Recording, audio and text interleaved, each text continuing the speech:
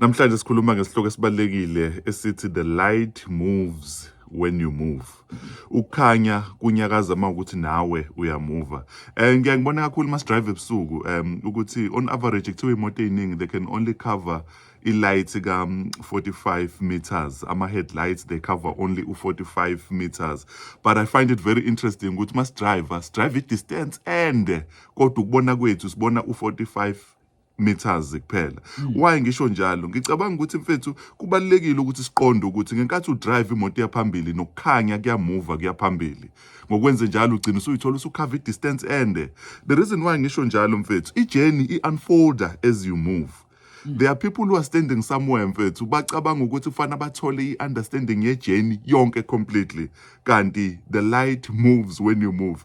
Ngumbhalo nencwadi eziwu-15 abantu abaningi bayakwazi lokho. But at times I drag myself to the table to write. Ngingenayo i-idea ephelele ngokuthi ngizobhala ini. Kodwa uthola ukuthi ngine-sentence elilodwa. Mangifika kwi-laptop ngithi ngiyalibhala leli sentence kube ne-sentence elilandelayo. Before you know it I have a paragraph. Before you know it I have a page, a chapter, and then incwadi enginazo. If I were to sit down and say I'm waiting for the idea, a complete chapter, I would not be able to write. But I trust God ukuthi leli sentence anginike lona.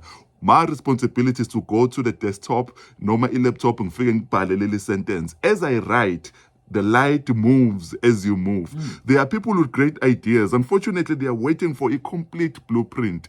Leli business ofuna ukuqala mhlawumbe uzoliqala ngama-orange. You don't know ukuthi lizohamba likise kephi. Mhlawumbe ama-orange azokulinka nefama, ezokulinka nelinye ibusiness obungakazi ucabanga ukuthi uzoba nalo. But it only starts when you trust God. Ngale light ka 45 meters imoto ekhanyisa ebusuku. Si drive ama-kilometers amaningi size sifike eGoli. Trusting kulo 45 meters.